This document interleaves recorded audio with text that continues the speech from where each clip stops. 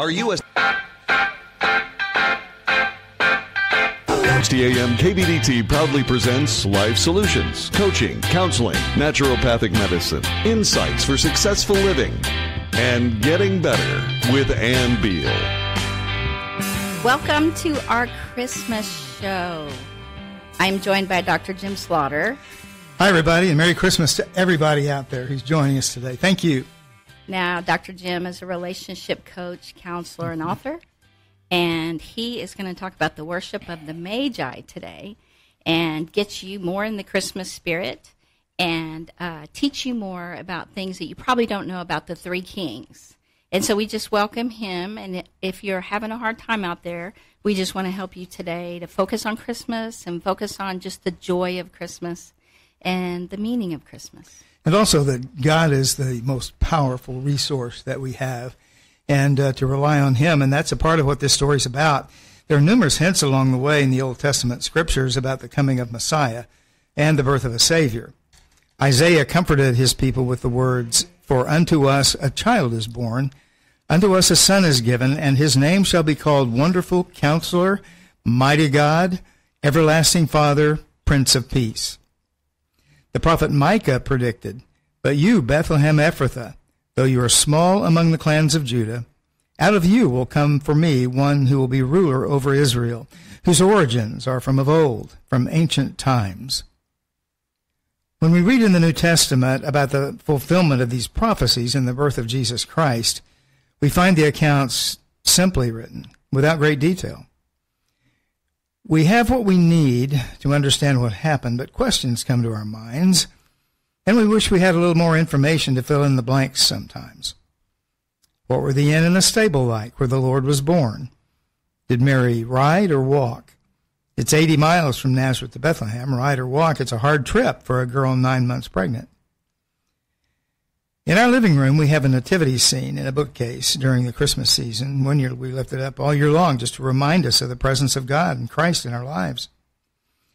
As in other displays like it, there's a kind of collage of figures representing the nativity event. Joseph and Mary are there with their baby Jesus in a manger. There's a shepherd with some sheep, a donkey, 2 angels, and 3 wise men. I had read the nativity story many times before I put it together that the wise men weren't at the stable that night, nor are angels mentioned as being there. A nativity scene includes sketches of the birth of Christ over about a 2-year period of time. But who were these wise men? Where did they come from? How did they get there? What did their coming signify? All of these are questions in my mind as I notice them with the family in the nativity scene on the shelf in my living room. When I began to look into the matter of the wise men who visited Jesus, I discovered that the New Testament word for wise men is actually Magi, which is the plural of magus. Historically, Magi were a hereditary priesthood which possessed great political power in ancient empires of the East, Babylonia, Persia, Parthia. When Christ was born, the Parthian Empire was widespread and influential, engulfing the earlier Babylonian and Persian civilizations. Parthia is a strong possibility as the origin of the Magi's trip. Their priestly order was so powerful that by the time of Christ, these Magi were the ones responsible for selecting the king of their realm. They're extremely influential.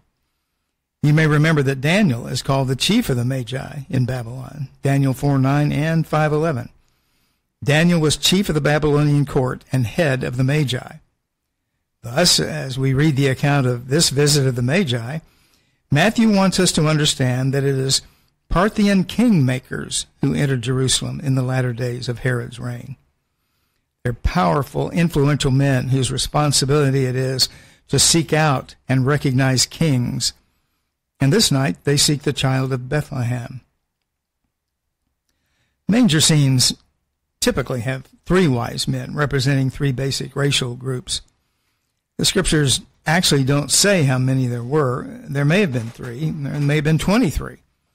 One thing is likely, and we don't often think about this, but they probably came in force with servants and soldiers, a great number in their party.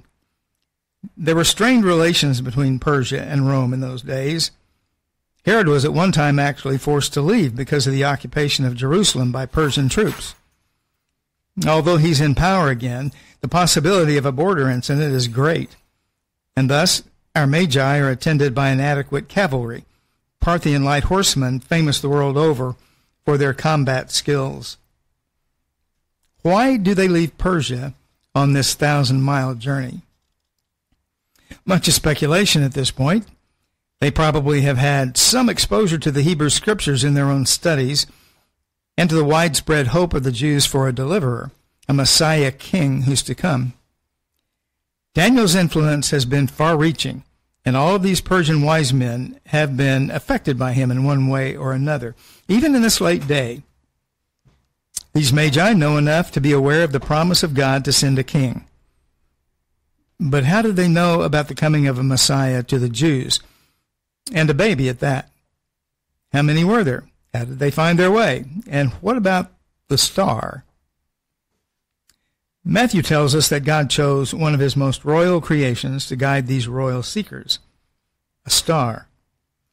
Some say it was the conjunction of Jupiter and Saturn and Mars in the constellation Pisces created a bright aura which looked like a star, and sometimes that does happen.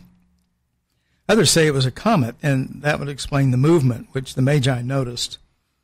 But neither of those explanations seems very credible to me. More likely, I think it was God's provision of a supernatural source of light. We could call it a temporary star if we want to, but it wasn't visible after that one special event. No one knows for sure. Really, the important thing to us, though, is its supernatural nature. God obviously was providing this celestial beacon, and according to his providence, it appeared exactly at the right time to signal the birth of the king and guide the Magi to him.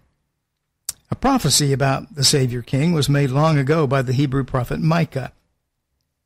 This is the prophecy referred to by the priests and scribes. They were asking where the king was to be born. The prophet Micah, preaching in about 750 BC, makes his proclamation in one of the most desperate hours that Israel ever faced. Israel's sin and apostasy is at its zenith, and within 30 years, the northern kingdom will be taken captive by Assyria as a judgment from God. In another 100 years, the Babylonians will destroy the southern kingdom and carry its people away. In the midst of such carnage, God promises through the prophet Micah the coming of a Savior King, a ruler who will be faithful, who will shepherd his people lovingly, and who will bring peace and deliverance from Israel's enemies. But you, Bethlehem Ephrathah, though you are small among the clans of Judah, out of you will come for me one who will be ruler over Israel, whose origins are from of old, from ancient times. Israel's religious leaders in Jesus' day know that prophecy. They know where this Savior is to be born. Matthew indicates that this prophecy predicts the coming of Jesus Christ, who is that Savior King who will be the deliverer of his people both spiritually and physically. And all of this terrified Herod. He could see his comfortable, corrupt little empire crumbling before his very eyes. King Herod was disturbed. The word can also mean terrified. He knew that King of the Jews was the term used to designate the Messiah King so long expected by God's people. The coming of Messiah would signal Herod's downfall. It was this knowledge that made his blood run cold. Quickly he sought the counsel of his own wise men. This is an emergency. Bring me the priests and Bible teachers who can tell me where he is born so that I can go worship him. But Herod was a liar, and he had no intention of worshiping the new king. Instead, in his evil deception, he would try to kill him in order to make the throne secure for himself. The Magi mount and continue their march south in the direction of Bethlehem, following the star as before. Eventually, they stop before a simple family dwelling. Their 2-year, 1,000-mile trek is over. Notice that the king's family has moved from the stable where he was born to a more permanent dwelling, a house. This tells us that some time has taken place between the birth narrative and this account of the journey of the Magi. It's been about 2 years since the sighting of the star, according to Matthew 2:16, and Jesus is now a toddler. But the Magi fall down before him. What an ominous spectacle they must have been in their flowing robes and conical headdresses, with their animals and servants and soldiers. And now an even greater spectacle, kings bowing down before a little child, who is the King of Kings. This is the very child who will grow up to turn water to wine, to make blind men see, to stop a storm at sea with the sound of his voice. It is this very child who would one day be accused falsely of sedition, be stretched out on a Roman cross, and in death would die for us, the perfect sacrifice for our sins.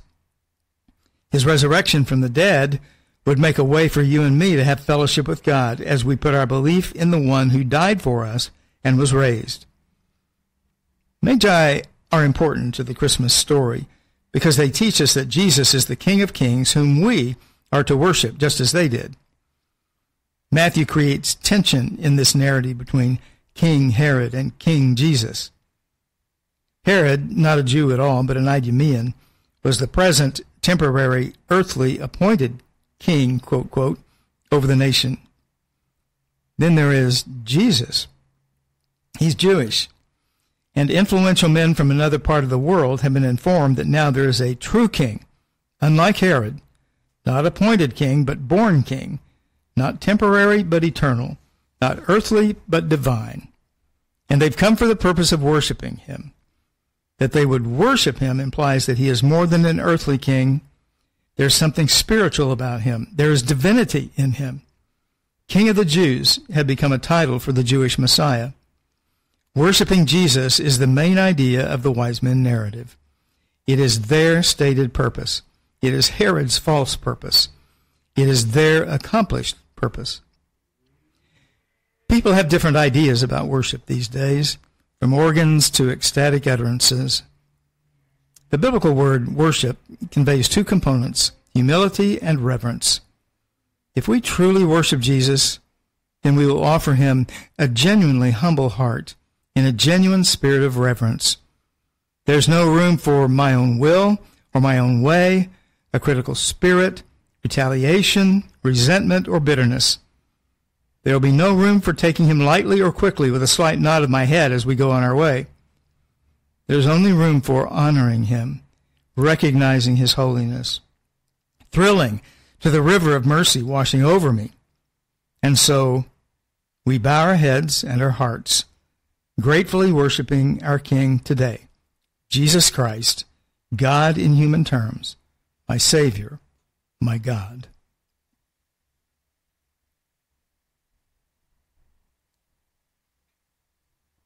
Thank you so much. You are so welcome. I love this story, and I'm so thankful that God saw fit for Matthew to put it into the record, the biblical record. It's magnificent. It is royal in its presentation, and it shows us a little bit more of who Jesus really is. Why did you want to talk about the kings today? Well, this is our last show before Christmas, and we've talked about some other Christmas themes already, and this one we hadn't touched on to the extent that I wanted to today. There's a royal nature about it. We've talked about the humility of Jesus, and kings are normally born in palaces. He was born in a stable and laid in a manger, which we maybe talk about later. Mangers in Israel or anything but the way we look at mangers today in America. But at any rate, I wanted to talk about it because of that, the royal influence that they had. The theme of worship is really important to me during the Christmas season, and they bring a different aspect to it, a different kind of theme to the birth story. And so I thought it would be neat to take that unique part and develop it today. Thank you. When we get back, we are going to play some wonderful Christmas music for you. And just stay right here. We have more gifts. Are you suffering with arthritis or osteoporosis? Do you have diabetes? Did you know that these are just two of the hundreds of diseases that have seen improvement with Dr. Wallach's incredible longevity products? You can't get them at a health food store. The only way to get them is to call us at 800-214-0065. That's 800-214-0065. Do you have heart disease, fibromyalgia, or high blood pressure? Do you have a terrible time losing weight? Dr. Wallach can help. He was a veterinarian and cured diseases in animals. He felt that he could do the same for humans, so he became a physician. Over 50 years of research and helping people like you goes into every bottle of Dr. Wallach's amazing discoveries. Do you want to feel better? Learn how to treat the cause of your problem rather than covering up the symptoms with drugs. Call 800-214-0065. That's 800-214-0065. They say we're not getting any younger, but many thousands have felt younger after a few short months using Dr. Wallach's all-natural longevity nutritional supplements. How many times have you said one of these days I need to call Dr. Wallach and find out what I need? Well, make that day today. Here's how to get that information. Call 800-214-0065. That's 800-214-0065. Write that number down and make the call. The information is free and there is no pressure. So do it now. That's 800-214-0065. If you face health challenges such as heart disease, arthritis, diabetes, fibromyalgia, depression, infertility, ADD or ADHD, high blood pressure, or one of hundreds of other diseases, help is available. All you have to do is make the call. You have nothing to lose but the pain and suffering. Call 800-214-0065. That's 800-214-0065. You've been listening to Dr. Wallach, and I bet you have some questions. We want to help. And here's how you can get the answers. Call 800-214-0065. That's 800-214-0065. Write that number down and make the call right now. Don't wait any longer to find out how Dr. Wallach's own all-natural nutritional supplements by Longevity can help you. Are you concerned with reducing your risk of heart disease, cancer, stroke, or high blood pressure? Help is available. Do you have arthritis, sore joints, lower back pain, or fibromyalgia? Call now. Dr. Wallach creates his own formulation so you can be sure that what is on the label is actually in the bottle. Whatever your health challenge, make this call. Thousands like you have seen results for a happier, healthier life. Call 800-214-0065. That's 800-214-0065. Call today. 800-214-0065. You know, living in Texas in the winter ain't so bad, unless you're a car, minivan, pickup, or SUV. Sometimes the battery decides to give up about this time of year, or whenever you need it most. You never know. And when your vehicle does start, some poor fool runs into it, or it hails and makes the sheet metal on your nice rig look like a miniature moonscape, or it gets vandalized, or something's going to happen to our vehicle, and we all know it. Lucky for us, there's Dallas Paint and Body. Dallas Paint and Body knows how to handle your insurance claim the right way. They have a 24-hour wrecker service, on call 7 days and nights a week.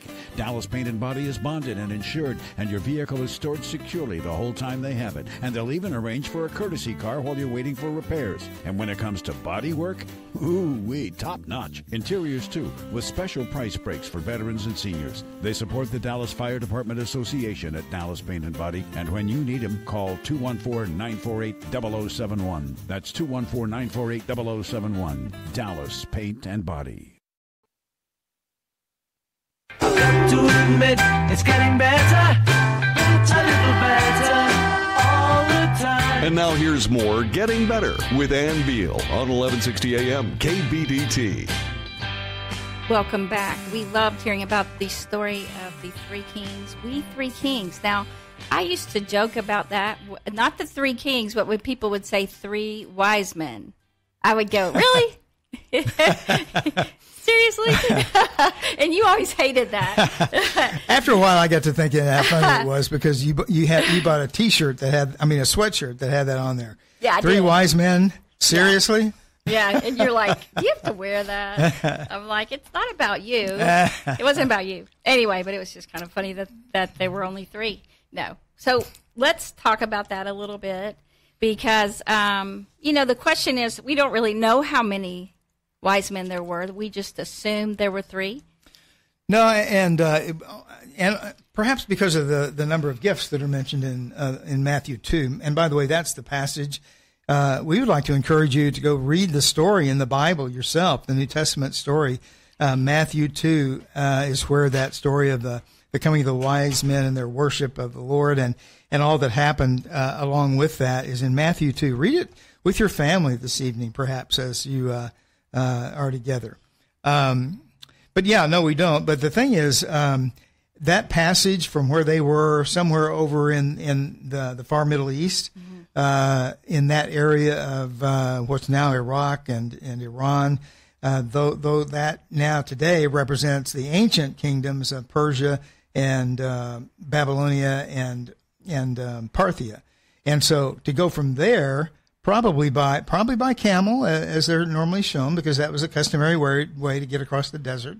And so they were going west because they had seen his star on its rising, is technically what it says, and they began following it. And there are bandits all over the place in that area. They certainly were back then. And so people had to protect themselves and provide some kind of defense against bandits and thieves who would hide and attack caravans. And so there are a number of people who believe this was a pretty good-sized caravan. And along with them, Parthian light horsemen. They were the most famous, shall I say, combatants or fighters in the world at that time.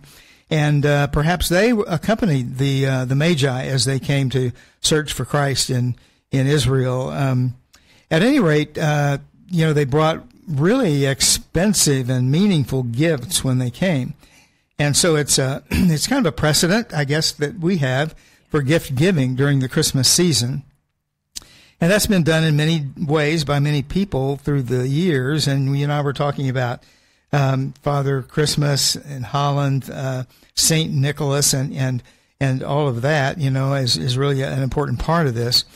But I'm taking that when it tells that they brought him gold and frankincense and myrrh. Gold is a gift of kings and for kings. Silver was considered something you could just almost throw away in those days. It just wasn't important. It wasn't expensive. Gold was the medium, and so that is metal for a king, gold.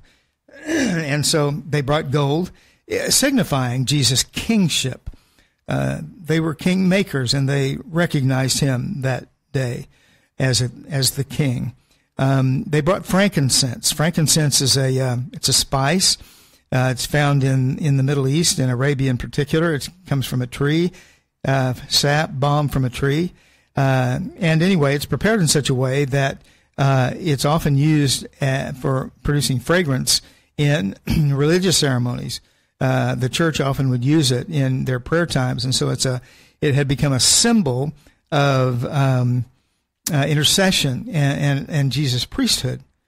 And so that represents his priesthood: gold for a king, frankincense for a priest, and then myrrh was an interesting spice because it was used principally in the embalming process. When people died, if they had any wealth at all, their family would come and they would coat their bodies with myrrh and aloes, which is a combination of spices used in the preservation of the body as best they could in those days. And then they would wrap it with cloth and try to preserve it that way. So myrrh is symbolic that the priest who is born king would eventually die. And so we have the whole the whole imagery there of who Jesus was: king, priest, who would die, but wouldn't stay dead. He would be raised from the dead for God's glory and for our salvation. And so it's such an important part of the story. I suspect they brought their gifts in strong boxes, big boxes. Right, which means that they brought so much for Jesus that Joseph and Mary would be able to survive for a long time off of all those gifts and all that money. Yes, they probably brought, whatever they brought a lot of stuff, right? So that explains a lot why myrrh, because we got the sap of frankincense and myrrh to burn in the fireplace. We got some off of Amazon. There's a combination there, but the myrrh didn't smell very good. But the frankincense was wonderful. And so we also ordered some frankincense sap from Israel, or you can get it online, and then the oil from Young Living or Youngevity, and it was wonderful. Have you written a book and want to get it? Jay Sepper. Today, we highlight an individual who symbolizes Tom Brokaw's greatest generation. An Oscar-winning actor, he gave up a very successful career in 1941 to enlist in the U.S. Army and served as a buck private. A civilian pilot, he applied to the U.S. Army Air Corps and served for a year as an instructor in New Mexico. He finally persuaded his CO to send him to the European theater and flew the B-24 Liberator. He flew over 31 combat missions, including into the heart of Berlin. He would earn a Distinguished Flying Cross, the French Croix de Guerre, and 4 air medals. He resumed his acting career but remained in the Air Force Reserve, becoming a brigadier general, the highest-ranking actor in American military history. When he was asked which was greater, his acting career or his military service, he replied, military service. Some know him as George Bailey, Destry, or Mr. Smith, but we military airmen remember him differently. Valor is a gift. Those who possess it don't always know till destiny calls, like it did for Brigadier General Jimmy Stewart. Are you tired of high electric bills that just keep going up? Well, if you are, you're not alone. And if you own your own home, you have options. Our friends at Cosmos Solar are a 5-star award-winning full-service solar contractor. They're nationally recognized and locally owned. They operate right here in the heart of DFW. They help save people money. It's that simple. And they back up their work with a money-back guarantee. Maybe they could help you too. Call our friends at Cosmos. That's Cosmos with a K. Cosmos Solar. To set up your no-cost savings evaluation today, call 888-380-0044. That's 888-380-0044. Or visit them online. Go to cosmosolar.com. That's cosmosolar.com. Me. KOSMOSSOLAR.com. Please don't tell anybody I sang that. Cosmos Solar. Hey Longhorn fans, this is the voice of the Longhorns, Craig Way, inviting you to join us for Longhorn basketball. A long-range rainbow three, We'll bring you all of the action all season long, including in-depth analysis and access to players and coaches before tip-off and after the final buzzer. And every week, we'll talk to Texas head coach Shaka Smart on Longhorn Weekly, live from Plucker's Wing Bar. This is your exclusive source for Texas Longhorns basketball.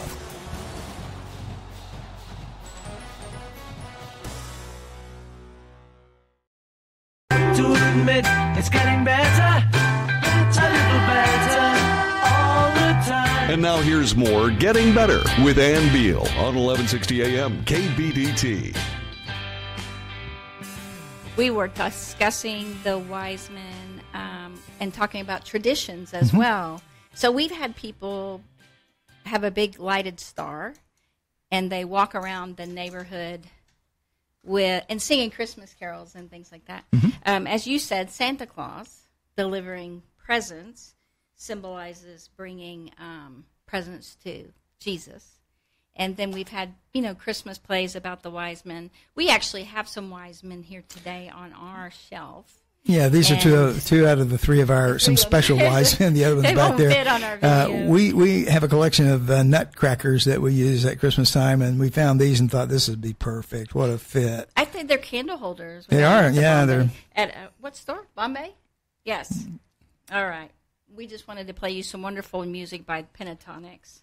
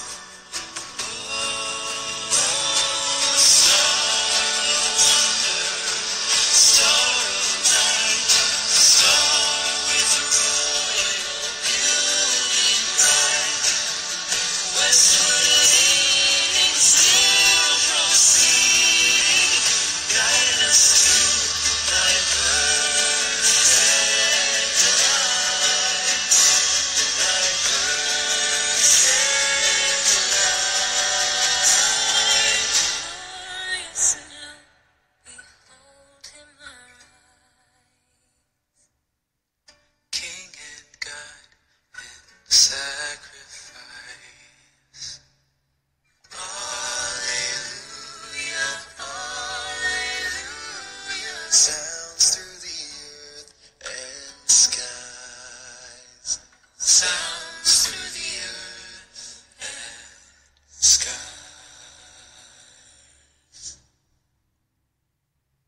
There are numerous hymns. That is my favorite part, the deep, deep, deep, deep voice of David. That's who it is, right? David in the Pentatonics? Or Avi. Or Avi. Yeah, we don't know. Probably Yeah. Avi. Yeah, I'm not sure, which one it was, but They may have a new one. Yep, he may. Well, and we were talking about different traditions too, and we had someone tell us that their family would celebrate the Day of the Three Wise Men, is what they called it. Huh. So in their country, that's what they did, that they prepared for a visit from the three wise men, that his dad told them that the three wise men would visit, so they'd put their shoes outside the night before, and the wise men would fill their shoes. Now, in our country, we have our socks that we put, the stockings Right. that we put above the fireplace. And so it's similar. But it was such a cool tradition when he was a kid that he still continues it today. And to celebrate the three wise men, they would make crafts about the three wise men. And they attend events where you prepare stockings to be filled. And so things like that to celebrate. Now, the star is an interesting thing. How do you explain the star? Well, you can't really explain the star. And part of it is just the fact that it's obviously a special supernatural creation by God for this particular event. All they do is say, we saw his star at its rising when it arose. And so we don't know. People have speculated about it for centuries, but don't really know. We don't know, right? That's why you said they see it rising. Well, apparently there was east. movement of the star. It rose, so that, and they saw it as a star. And then apparently there was movement that they could follow. They followed it all the way to first Jerusalem, then on to Bethlehem. So, we were laughing because when we were investigating the three wise men for the show today, so many of the articles I found talk about the names of the wise men. And I was telling Jim that I didn't know that they knew the names of the wise men, and you started cracking up laughing because you knew where that came from. Yeah, I did know where it came from. It came from this book the right names, here. Caspar and Balthasar and Melchior are names that the author Henry Van Dyke gave to these fictional characters of his in a story called The Other Wise Man that many of you probably have read. And so we don't know what their names were really, and I don't believe they show up in any kind of historical account at all. And so, but it doesn't matter. These men are real. They're historical figures, and we just don't know all that much about them when they came. Now, no, also, you were going to talk a little bit about the manger. You saw one when you went to Israel, yes. didn't you? Yeah, and it was really an interesting thing. It was funny because I was kind of alone with the guide. We were going around different places. He was pointing some things out. We just happened to be at Solomon's stables. It was the ruins of Solomon's stables. And Solomon had thousands of horses and chariots. And so we were there, and he was telling us about that. And all of a sudden I looked down. There's this block of limestone in the ground, and it was obviously man-made. And I said, what is that? And he said, oh, that's a manger. And I said, a manger? It doesn't look like any manger I've ever seen. He said, well, that's because the mangers you've seen are probably like what Americans think of. They're made of wood, right? Yeah, made of wood, and they have straw in them, everything like that. He said, this is the way mangers are over here. He said, we don't have a lot of wood. Nearly everything's made out of limestone. And it was like the middle of it was kind of scraped and hollowed out, and that's where the fodder would be, And so it gave me a real look into, I don't know, some misconceptions that we have here in the West, about things like that. But I was pleased that God allowed me to see what a manger really looks like. So you say fodder, you mean like hay, where they put the hay? Yeah, cattle food, whatever, Yes. probably hay or something. Yeah. It is interesting that it's all made of rock or stone, That's not something we have ever seen really depicted. And so there are lots of misconceptions. You were going to talk about a few of them and read some verses. You and I were watching this a show the other night in which a person was speaking in deprecating ways and demeaning ways about Christmas and how people celebrated it and everything. And he said it never snows in Jerusalem. Yeah, he said it never snows in Palestine. Yeah, in Palestine. And that was a part of his rhetoric, right? And that was a Christmas carol. Yeah, it was, and a different version that we wouldn't particularly recommend. But the thing is, I was in Israel in 1998, and I was in my hotel room in Jerusalem, and I woke up that morning, and I went to the window just to look out and see the day, and there was 6 inches of snow on the ground, and so this was like in March. Yeah, so it does snow in Israel. It does snow in what they used to call Palestine, but yeah, it does, and I was kind of overcome by that. It was a beautiful scene from my hotel window. It was beautiful. It didn't last very long. It went away about midday, but there is snow sometimes in Israel. Well, and he said we don't recommend that show, but we did enjoy this show. That if you watch that new one, that I don't know where it's on Hulu or whatever, there's the F word said I don't know how many times, and I'm not used to that in a Christmas Carol. All the ghosts say it, I think, and of course Scrooge says it, and everybody says it except the little boy doesn't say it. That's good, but there's a lot of F words and a little nudity. So that was surprising as well. You didn't get to see all that. No, I kind of walked out, but just blown away. So it's too bad because the story was so enjoyable. It's a very interesting take. Yeah.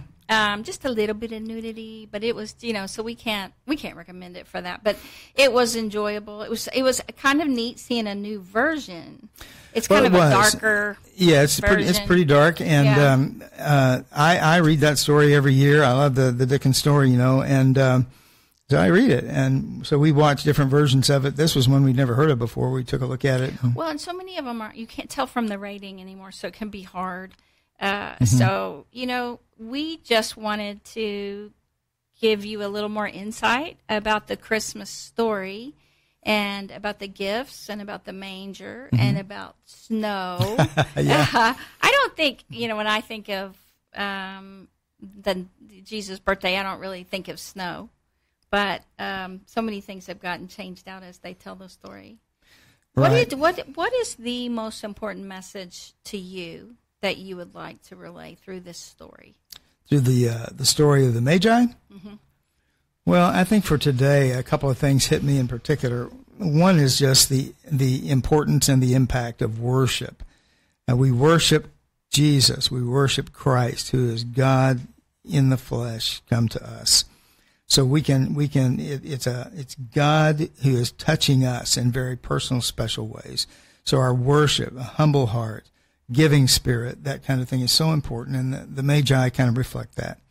The other thing is that, when we face hard things, we're going through some pretty hard things right now in our country, and when we face hard things, we're so tempted to turn to men or women to change the game for us, right? Mm-hmm. I'm reminded through this story and the coming of Christ, the whole birth narrative, the Christ story, that God is our greatest resource. He is the greatest power that we have, and that he is in the miracle business, that he opposes unrighteousness, he supports righteousness, he hates injustice, he hates bondage, and he provides freedom, justice, and that's what we want here. We were watching a YouTube video this morning. Cardinal Burke, who's an archbishop, he was encouraging. He was talking about how the pandemic's been used and a lot of things that are going on today. But it was interesting because you don't normally see a Catholic service with an archbishop who's just talking normally about things in the world. So I found that very fascinating. But one of the things that he said was to rely on God, not man.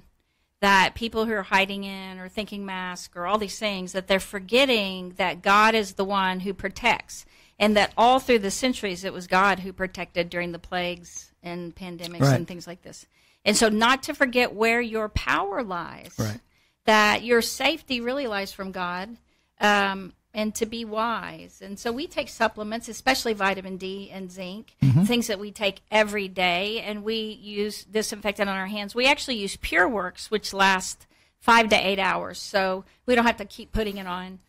And, we don't go in big crowds or anything. We're just wise. But that's where being wise and wise men, the cardinal archbishop was talking about what's happened and that men spiritually have forgotten. Even churches have forgotten where the power really lies to keep us safe. Right. Now, these wise men came like 1,000 miles. And how long did that take?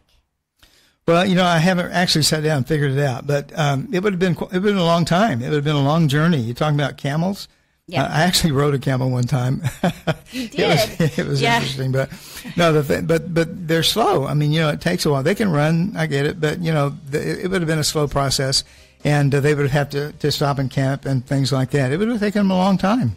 Yes, and but they made the journey because they knew that this was the Messiah. Yes, that they they've did. been waiting on for centuries, right? They did. And so we just encourage you to turn to Jesus this Christmas, not forget the Christmas story, and just embrace it, learn about it with your family, learn more about this story. It's every time we look at it, we learn more. Just enjoy. When we get back, we're going to... Are you suffering with arthritis or osteoporosis? Do you have diabetes? Did you know that these are just 2 of the hundreds of diseases that have seen improvement with Dr. Wallach's incredible longevity products? You can't get them at a health food store. The only way to get them is to call us at 800-214-0065. That's 800-214-0065. Do you have heart disease, fibromyalgia, or high blood pressure? Do you have a terrible time losing weight? Dr. Wallach can help. He was a veterinarian and cured diseases in animals. He felt that he could do the same for humans, so he became a physician. Over 50 years of research and helping people like you goes into every bottle of Dr. Wallach's amazing discoveries. Do you want to feel better? Learn how to treat the cause of your problem rather than covering up the symptoms with drugs. Call 800-214-0065. That's 800-214-0065. You've been listening to Dr. Wallach, and I bet you have some questions. We want to help. And here's how you can get the answers. Call 800-214-0065. That's 800-214-0065. Write that number down and make the call right now. Don't wait any longer to find out how Dr. Wallach's own all-natural nutritional supplements by Longevity can help you. Are you concerned with reducing your risk of heart disease, cancer, stroke, or high blood pressure? Help is available. Do you have arthritis, sore joints, lower back pain, or fibromyalgia? Call now. Dr. Wallach creates his own formulation so you can be sure that what is on the label is actually in the bottle. Whatever your health challenge, make this call. Thousands like you have seen results for a happier, healthier life. Call 800-214-0065. That's 800-214-0065. Call today, 800-214-0065. They say we're not getting any younger, but many thousands have felt younger after a few short months using Dr. Wallach's all-natural longevity nutritional supplements. How many times have you said one of these days, I need to call Dr. Wallach and find out what I need? Well, make that day today. Here's how to get that information. Call 800-214-0065.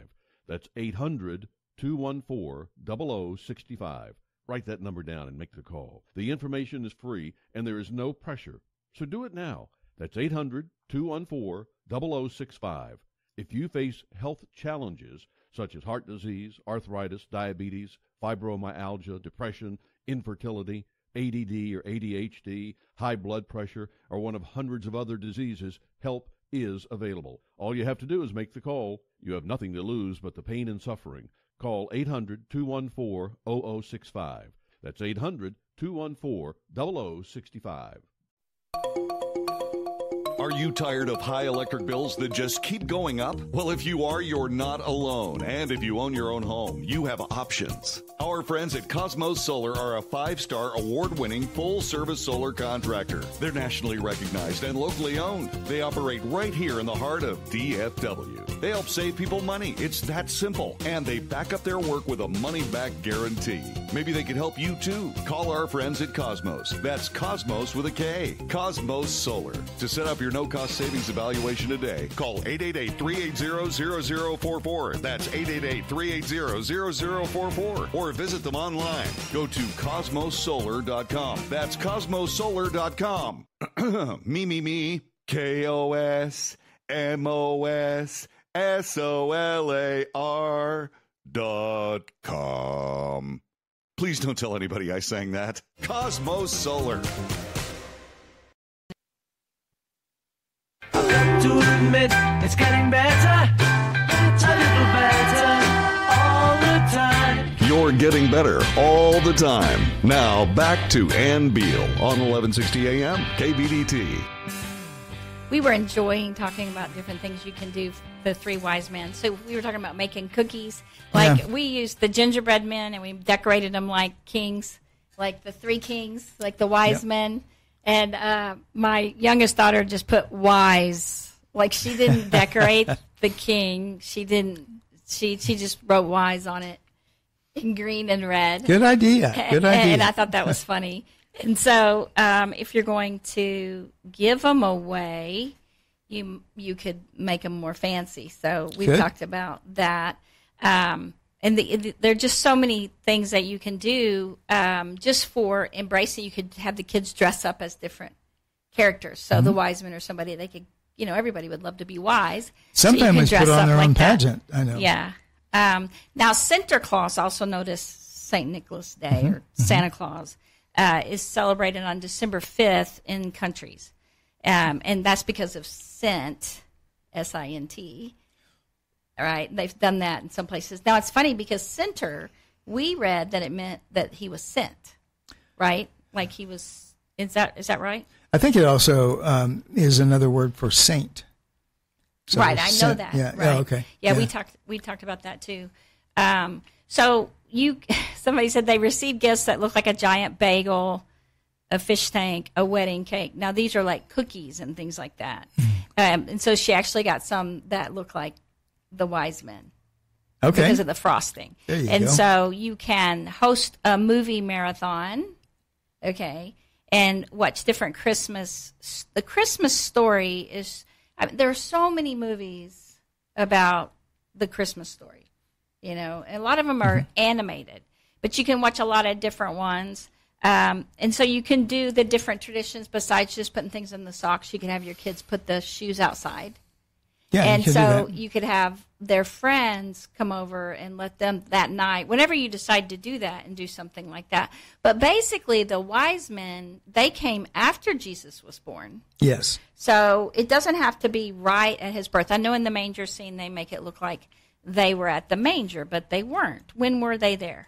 2 years after the birth of Christ. Yes. And we know that in many ways. We probably don't have time to talk about that right now. But anyway, 2 years. And so they came to the house, and Jesus was a toddler, a couple of years old. Yeah. And that's where, to me, it's still really cool because they came all that way. So some people say they started, it took like a year. How long do you think it took to travel? Well, I suspect it took almost 2 years. 2 years, I mean, that's right? about, That's what it was. because Herod was asking, about that because he had malicious things in mind. He killed all the babies in Bethlehem that were under 2 years old. So they started their journey 2 years before they got there. And because, even my daughter, when she went to Africa and she was in a very remote area in Nigeria, out of Nigeria, and honestly, it seemed like they only had 45 miles to go when I talked to her, but it took 2 days. I mean, it took a very long time in the transportation that they had. And so maybe it was 100 miles. But it took a very long time. So this was a long time ago. And, we were talking about camels being so slow. But also, it's not a very comfortable ride. No, it isn't a very comfortable ride. They try to make it as comfortable as possible by fixing saddles and stuff like that. But it still isn't real comfortable. No. And so, Besides, they spit on you. Right? If you ever can, and sometimes they do at different zoos and things like that, you can ride a camel just so you can see what it's like, right? And so, they run. They can run. They do run, and they can run very fast. I know we've seen them run, yeah. But I don't know, if you could run them for however many miles. But it's fascinating to learn more about that, I think. It really is. Yeah, it really is. The Middle East is a place that most of us don't know just a whole lot about. And to find out historically and politically and things that are happening in those days up to today is a really fascinating thing. And our show is, so I'm Ann Beal, and this is the Getting Better show, and this is Dr. Jim Slaughter. And in Getting Better, we want you to get better in every way. Learning more about Christmas, even getting better with the Christmas tradition, Christmas with your kids, doing things together to bring you closer.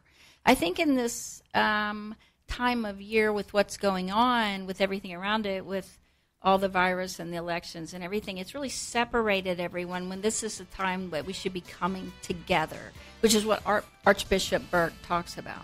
That this is when everyone really should be pulling together, and families should be pulling together, not separating and isolating and being alone. And that's what's really hard.